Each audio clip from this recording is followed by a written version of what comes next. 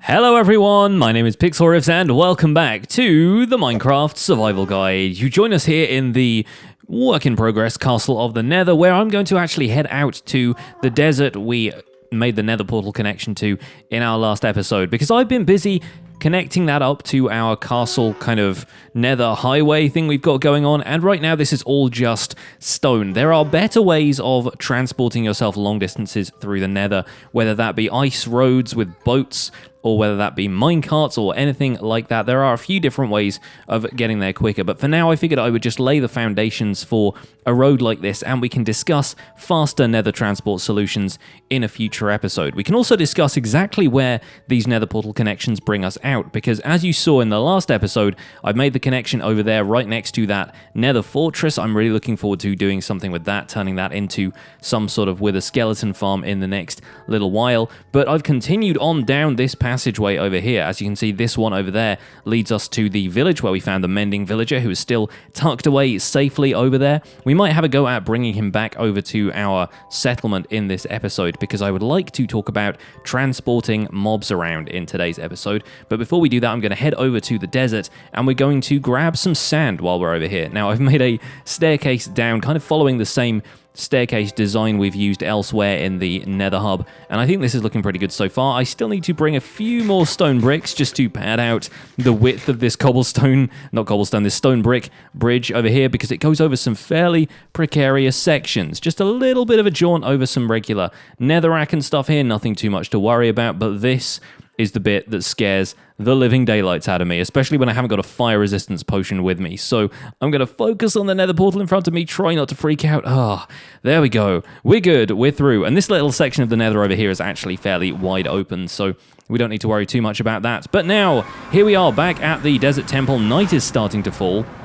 I'm going to collect a little bit of sand out here, and since night is on its way, I might stick around to see some mobs out here, even though I do have a bed with me, and we might experience some of the desert mobs that I have not been able to show you before, because deserts have been quite far away. When the morning comes, we will also head over to the savanna biome over in the distance, and I'm going to grab some acacia wood while I'm there, because that is the last wood type that we have not yet collected. Oh, wait, no, there's jungle wood, but we've got a little bit of jungle wood from shipwrecks and things like that. I might also take a quick look around to see if this desert and savanna are attached to a jungle in any way, because I've not scouted out the location of a jungle in any kind of biome finding application or mapping tool, and it would be really useful to stumble across a jungle at some point. There are a lot of things in a jungle that we could potentially look for in this episode, including jungle temples. Now that we've got a desert temple checked off the list, I'm certain there will be a jungle temple out there that we can find and explore. A lot of the monsters that generate in deserts will be much the same as the ones you are used to by now. In fact,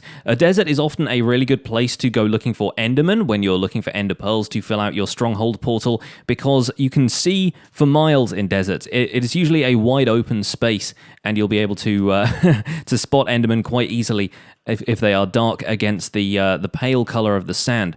But not only that, there are a few mobs which are native to deserts in the first place, one of which has just dropped himself into a river over there, but there are a few other examples around here.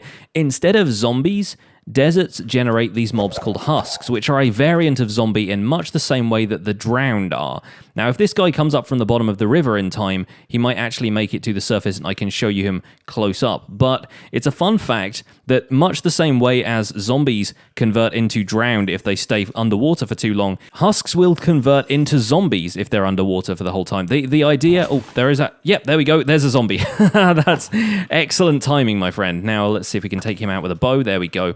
Not worried about the experience right now. But yes, over there you'll see a couple more of them. The husks are these kind of grayish yellow zombies, and husks will pursue you in much the same way zombies do, but if they hit you, they will inflict the hunger debuff. And this happens pretty much 100% of the time. It's as though you just ate some rotten flesh, basically, and that will only last a few seconds. It should probably have worn off yet by now, and Most of the time, the hunger debuff is not something to worry about. You just need to eat a little bit of food afterwards to make sure that your hunger bar replenishes. It's going to take away some of the saturation that you had, but that's just something to bear in mind because having a full hunger bar is pretty much essential to healing up health. So chances are if you're fighting husks, your hunger bar will deplete a little bit faster and your health bar might not recover as quickly. Husks are essentially meant to be dried out versions of zombies, which is why they convert back into regular zombies if they've been underwater for a little while. And one notable feature of husks is that they do not burn in sunlight. So if you're spending the night in a desert and you sleep for the night, you will find yourself, when you wake up, surrounded by husks. If they have generated during the night,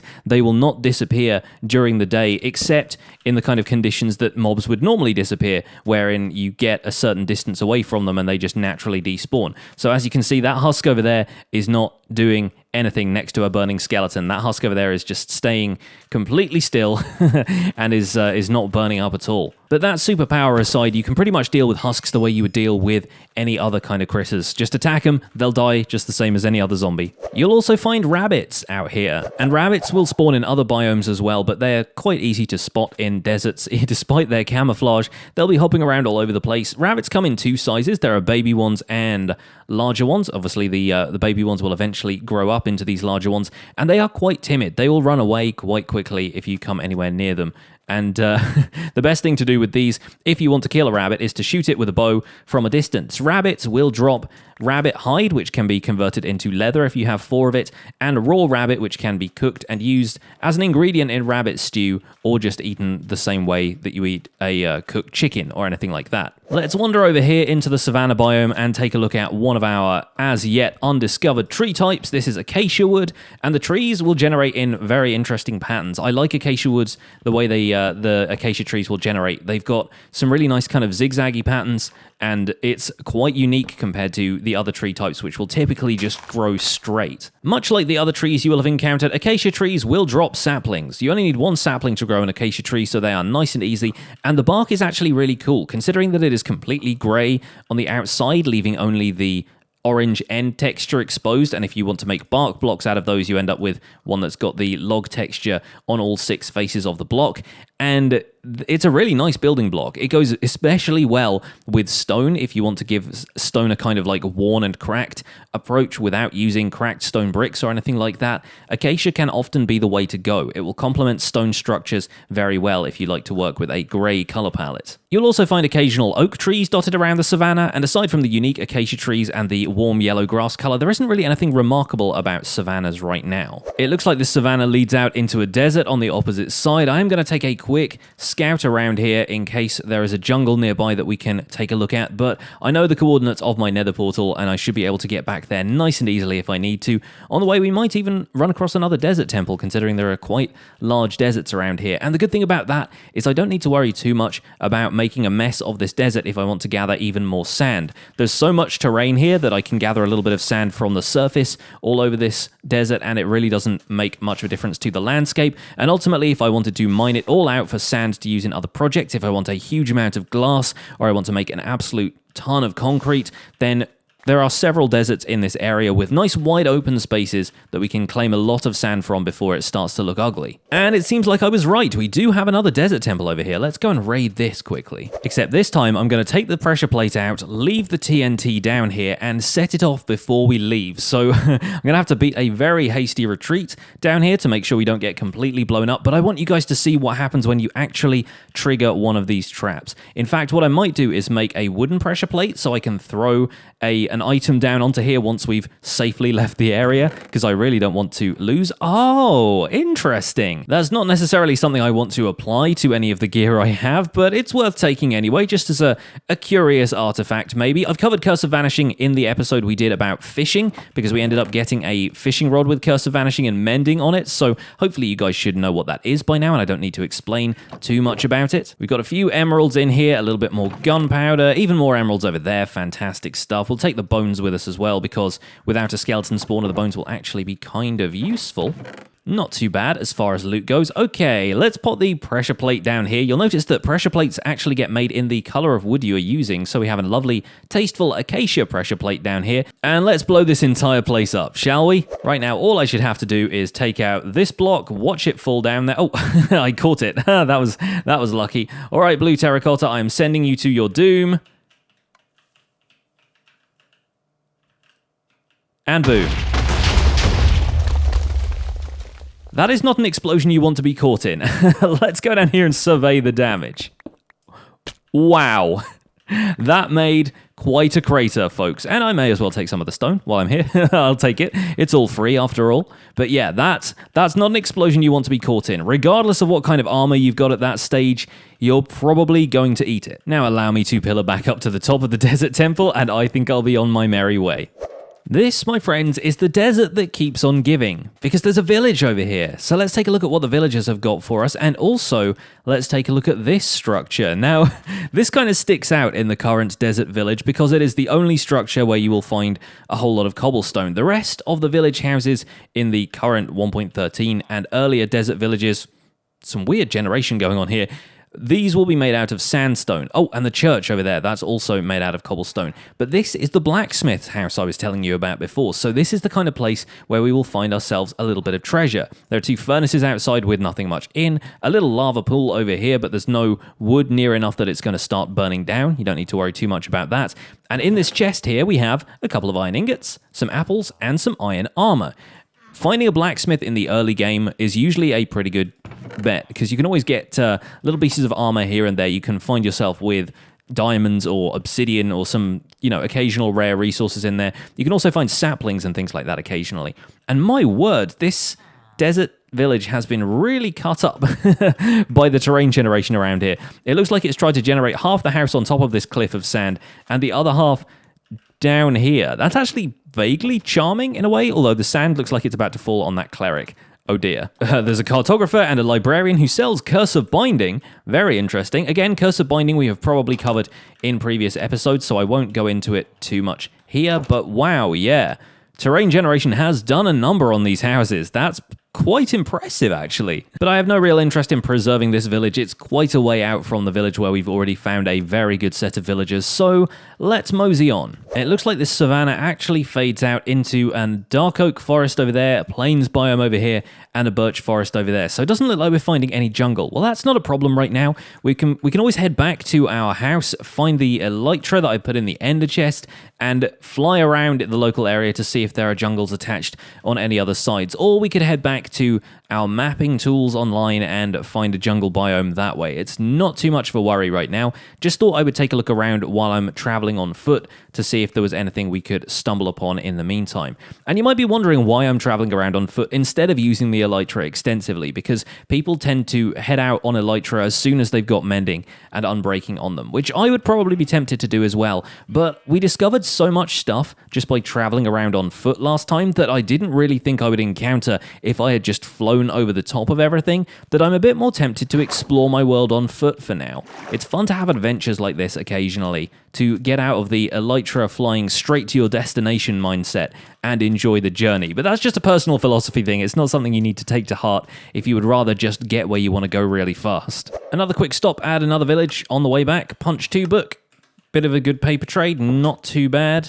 See if there's anything fun in here. Cartographer, of course. Who are you? Another cartographer. Wonderful. And obviously those librarians would end up giving us a few more trades if we unlocked more of them, but I don't have any paper on me right now. One last lesson about deserts, because I don't think it'll ever occur to me to cover this again. These are dead bushes. If you break them, sometimes you get sticks. I think you pretty much always get sticks now. Used to be that only occasionally you would get sticks. You can break them with shears, like so, actually drops the dead bush. You can plant that on sand or I think maybe even on dirt as well. You can also plant them in plant pots if you want to, just so it looks like a dead bonsai tree or something like that. Aside from that, they really don't have any other purpose. So here we are back at the village where our mending villager is sat there patiently waiting to be collected in future. And let's talk about moving these guys around, because I've mentioned a couple of times that we can bring a villager back to our base, but I haven't exactly gone into how. The thing we need to understand first is that entities, such as these villagers or any other mob in the game really, can be placed inside of vehicles.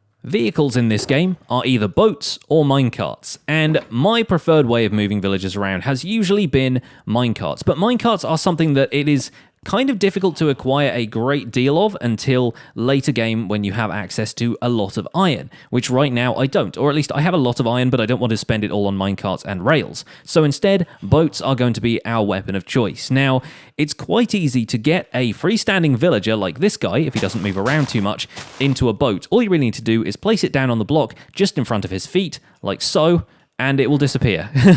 Give me a second. Yeah, so that will happen occasionally. Boats are a strange thing, and occasionally you'll find that when you place them down in a place where they don't want to go, maybe like if they're next to a block like this or something like that, you will find they disappear. So it is usually a good idea to make more than one boat, or alternatively place the boat in a spot where it would like to be placed, such as on the water. There we go, we've captured ourselves a librarian. I wanted to experiment on this nitwit over here, but this librarian will do. In fact, this librarian has a 27 paper trade and an impaling 3 books, so he's actually quite desirable as well. But I wanted to do a quick test before we ended up moving our mending villager, just in case this all goes very, very badly. So to get the librarian here back onto land, I want to very, very carefully take the boat out from under him. I do not recommend doing this with a sword, for reasons we have discussed previously, because the sword has a sweeping attack which will damage multiple entities around it, which includes both the boat and the villager, and you might end up killing your villager, especially if you have a sharpness 5 sword like I do. So for maximum safety, what we want to do is press F3 and B to turn on the hitboxes for these objects, so you can see when you might be hitting the villager and when you're probably going to be hitting the boat. Aim for one of the edges of the boat's hitbox and swipe at it with an axe or another tool, like that. Now the villager will bob up and down in the water for a second, and we'll try and get him back onto dry land. There we go, fantastic. Now we just need to...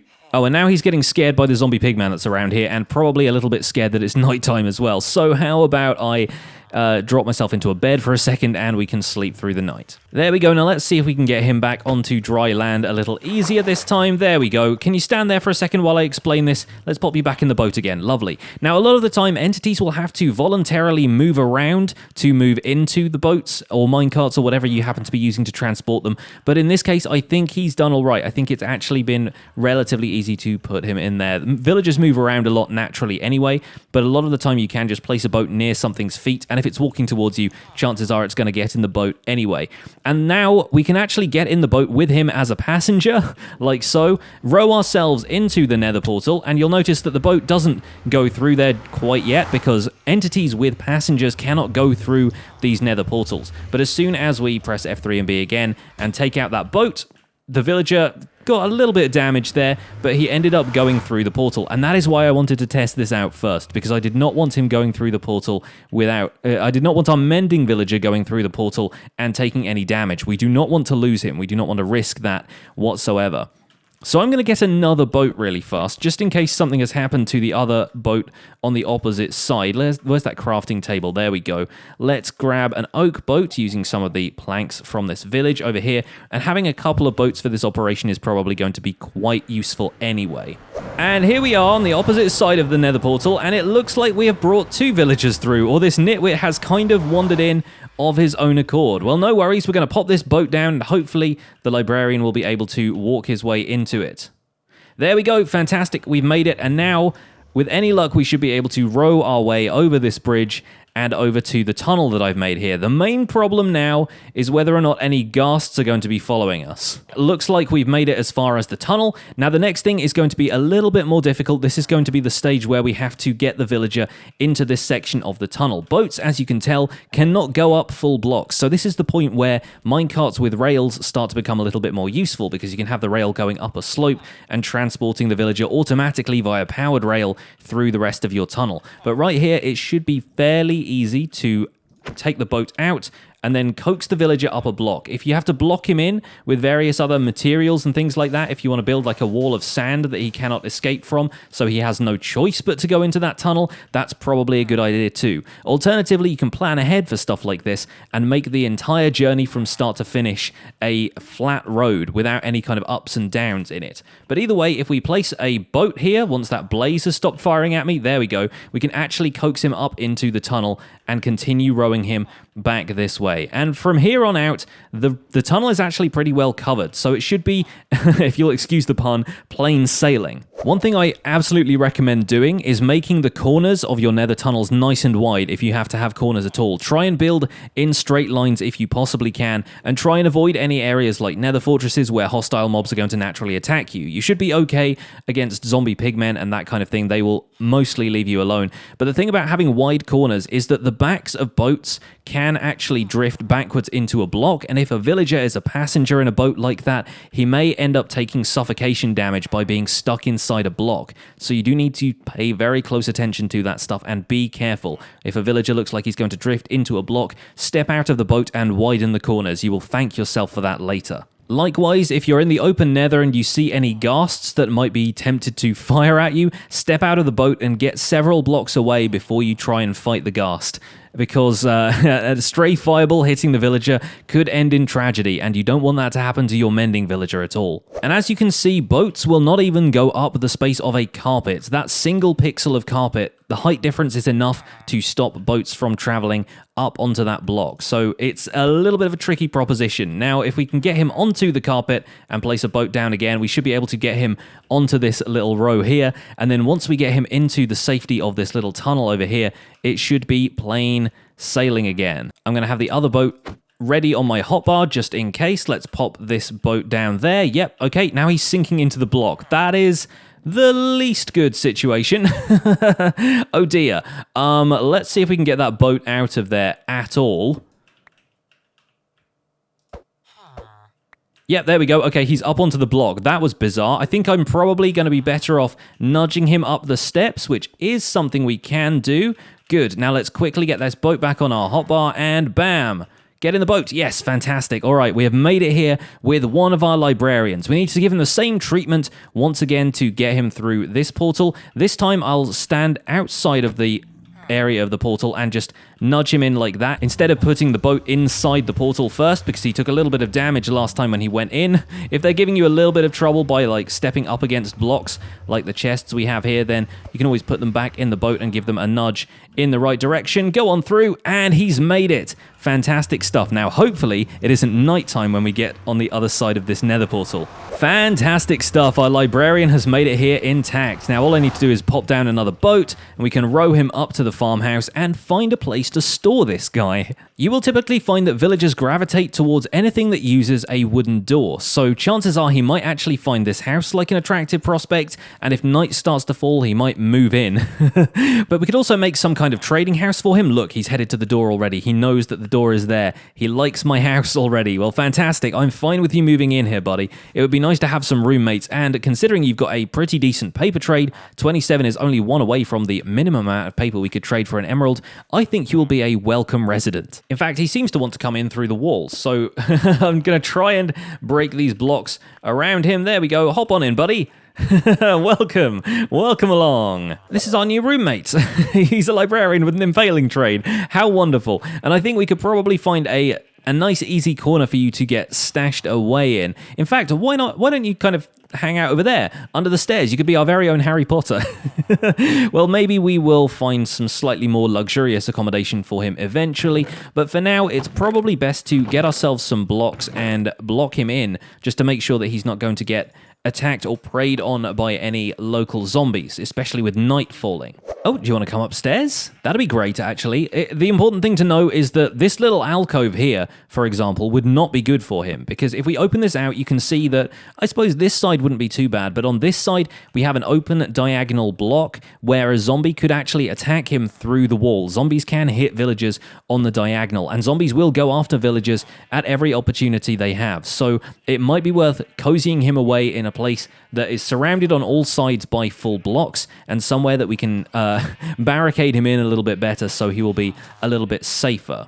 Now he's in here though, and now we've actually transported him all this way, we might want to maybe put him in a minecart over here. That would make for quite a nice little seat for him, I reckon. So let's see if we can do our best to make sure he walks into that minecart. And if the minecart is moving slightly, if he pushes the minecart, he will actually end up sitting inside the minecart. So that might be a good place to start here. How about that? Give that a try, buddy. See how you feel about it. Nope, he's decided to walk over the sand that I placed there. Oops. Well, maybe we can get him to head into the minecart eventually. In fact, we might even be able to lay down some track across here and get him into the minecart so I can demonstrate how villagers can actually interact with minecarts. That is, if he doesn't just decide to wander out onto the farm and admire the view. It's a nice place, isn't it? Do you like it? I quite like it. But I'm not above breaking down the walls of my house if it means getting you in this minecart, my friends. So, how about you come quietly? Oh, there we go. He's made his way back in. Come to play with my model train set, have you?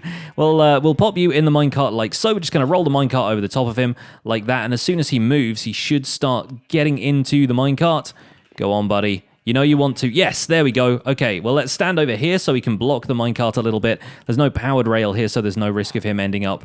Yep, there we go. Fantastic. And we can break the rail with the pickaxe like so. Yep, there we go. We've broken the rail underneath the minecart, so that's actually meant the minecart has come to rest on the floor, and we can probably put the rest of our nether brick furniture back in here. Wonderful. We have a little villager over here at our table. Excellent. That turned out really well, and hopefully where he is right now, no zombies will be able to get him because they can't come into the house. You know, once I've blocked up the gap in the wall, that is. There we go. Now I've done this. Here's a quick word about difficulty settings, because difficulty settings could make all the difference between whether or not this villager lives or dies. So let's hit escape, let's go to my options, and you'll see that I'm currently playing on normal difficulty. Here is a crucial difference between playing on easy and normal difficulty and playing on hard difficulty. If we switch the difficulty to hard, zombies could possibly break down the doors to my house. If you're using wooden doors, zombies will knock on them, you'll hear this really loud banging sound, the door will start to crack, and eventually it can break. So if you use wooden doors on a house that contains a villager, there is a chance that a zombie might be able to get in and attack that villager. So if we were playing on hard difficulty, there would be need to create additional protection for this guy to make sure a zombie couldn't just walk up and over this set of nether brick stairs and attack him from the side. However, since we're playing on normal right now, I'm not going to let that happen. The zombies won't be able to break down the doors on normal mode, and we should be able to deal with them anyway. For the most part, when I'm around here, I sleep through the night often enough that zombies won't even be a problem. But just on the off chance that they are, I figured I would make that note to those of you guys who are playing on hard. And I do plan on switching this series to hard difficulty at some point further down the line. But for now, I decided I'm probably going to keep everything on normal. So now we have the task of getting this nitwit back through to his village for a start. There is a little bit of a cooldown between the times entities can enter portals like this, so it's entirely possible that this nitwit might not be able to head back through the portal for a couple of minutes, but we're going to try anyway. Go on, get on through there. No worries, he's just a nitwit. We can probably leave him here in the nether. Doesn't really matter if anything much happens to him, much as I do want to keep them all safe, but I think it is time we deal with our friend, the mending villager. And I'll be perfectly honest with you guys, before I do that, I'm going to save my world and I'm going to take a backup because I cannot bear to lose this guy. He is actually the most important thing in my world right now. I need this mending trade really badly for the rest of my gear. I've managed to put it so far on my boots, my helmet, my Silk Touch pickaxe, and the Fortune 3 pickaxe has now been combined with the mending one that I got from the end, but I would really love to put mending on some of my other tools and armor and stuff going forward, so I cannot bear to lose him, and I will protect him by backing up the world if I must. Here is a quick lesson on how to back up your world. In the single player menu, click on the world you want to back up, hit edit, and click on make backup, like so. It will take a couple of seconds to process that, and a backup should be made in your backups folder, which is stored inside your Minecraft folder. If you go to edit and then click open backups folder, you'll be able to see the location of that, and all of your backups should be stored in there. Now here we are back in the world, and it's going to be a very weird exit for this guy. I think it's going to be easiest to probably bridge out over the wheat field here and then drop him down over by the portal. Maybe even turn this corner around the well. So if we take out a couple of blocks from the well here and build into it a little bit, we should be fine. Now, I've got a Silk Touch pickaxe, so I can probably bring him over from here by breaking through this window, like so. Let's get all of the glass panes out of the way quickly first, and we're going to have to be very quick once we put this down in case he wants to get out. So let's have the boat ready to place him down. Nope, looks like he's going to cooperate this time around. Very good. Let's take this stuff out of the corner so we have a nice open shot at him. Get in the boat, my friend. Yes, there we go. Fantastic. We're going to have to come up with a name for you. Folks in the comments, if you want to name this villager, that would be really cool of you. If you want to suggest a name for our mending friend over here, There we go. Let's just casually row you along the wheat field. Very good. Drop you down over here and head for the portal. Now, once again, like I said, I am going to step out of the boat before he has to go through the portal, just to make sure we don't end up suffocating him a little bit in the obsidian frame. Let's turn hitboxes on to make sure we don't damage him, and whack. There we go. Oh, no, he's running away. He knows we've got plans. I managed to catch him in the boat, though, before he stepped off the pontoon. There we go, and a couple of nudges should have him gone through the portal. Fantastic. Okay, deep breath. Here comes the hard part. I'm not taking any chances with those blazes either. I'm rowing him several blocks into the tunnel before we do anything. Now, let's see if we can get him out of the... Oh, gosh, I hit him then. That was a problem. Did not want that to happen. Okay, he should be fine, though, and it's worth remembering that... Please don't do that. Please don't do that. Get down off the ledge. Okay, good. As I was saying, it's worth remembering that trading with a villager actually activates a regeneration effect for a few seconds, so if we end up doing a couple of trades with this guy for paper and so forth, chances are he will regain his health. We could also throw a splash potion of regeneration or a splash potion of healing on him when we get back to our farmstead and we have those potions available to us. That will be an acceptable thing to do and will definitely heal him up. But there's no way of telling what a villager's health bar looks like. You can't see his amount of hearts or anything like that. I think he is really scared of some zombie pigmen who are in the area. He's looking very nervously off to one side. But hopefully this should all go okay. Gonna have to pay very close attention to our environment just in case any ghasts pop out of the woodwork, any blazes from that fortress over there manage to bullseye us from a distance. Okay, all good so far. It's very quiet in the nether right now. Yep, okay, we've got him. We've got him onto the carpet. Fantastic. Let's pop another boat down. Good. This is all going as well as could be expected. I am so nervous considering I've already hit him, damaged him twice with my axe, which is a very, very hard hit for a villager to take. Aim for the corner of the boat like so, and he should be no problem to get up the stairs. Doesn't look like there's any zombie pigmen lurking around, so he's not going to be too scared of them. Pop him in the boat one more time and row him up to the portal.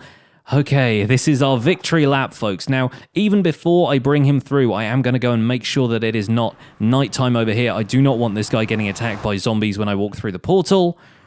Okay, it looks like it is daytime, and daytime for a good few minutes still. Excellent. Let's head back through to the nether. I'm going to play it safe and place a netherrack barrier across here so he shouldn't be able to walk through any of that. And we'll row him a little bit closer to the portal before we finally take him out of the boat. Like so. He hops a little bit to one side, but we should be able to get him through the nether portal. Yes! Our mending villager has been transferred to the farmstead. Let's head through the portal and welcome him to our community. Go on, up the steps, into your new home. I think we should be able to call it good in just a few seconds' time, but I really want to make sure we get this guy under wraps beforehand. A few quick nudges through the door and he can be in here having tea with his friend. Wonderful stuff. So we'll see whether he decides to settle down. I might try and get him captured upstairs somewhere. Yes. Oh, you want to go upstairs? Very cool. So now this guy is here. Let me quickly brew up one of my... let's give him an instant health potion from over here. I'm going to put that in there with some gunpowder to turn it into a splash potion. We should be able to throw it on him and he will recover any health that he has lost throughout the process of moving him. Those two stray axe hits in particular. So it looks like he's setting up in this corner over here, which is going to be a decent place for him to hang out. We'll try and put a couple of planks around him if we can, just to make sure he is nice and blocked in here. We could even put a couple of fences either side and have like a little stall for him. I think I like that idea quite a lot. And hopefully over here, I don't think there should be any opportunities for zombies to attack him through the corners of blocks, but we do need to be very, very careful about that. Let's set up a little trading canopy for him. We've got a couple of wool blocks over here. Maybe we can put some red wool on top of this like so. It's kind of blocking my chests now, but that one up there I don't think really has anything important in it right now, so we can probably move this shelf over, and I can still access the one with the potions. He's got a little trading stand. Isn't that adorable? I think that's pretty cute. A light grey one on top there. Perfect. Oh, so good. So good. Welcome to the family. We've got a mending trading villager right here in our house. And I think I'm going to take a selfie with him and call it there, folks. Thank you so much for watching this episode of the Minecraft Survival Guide. My name has been Pixlriffs. Don't forget to leave a like on this episode if you enjoyed it. Subscribe to my channel if you want to see more. And I'll see you guys soon. Take care. Bye for now.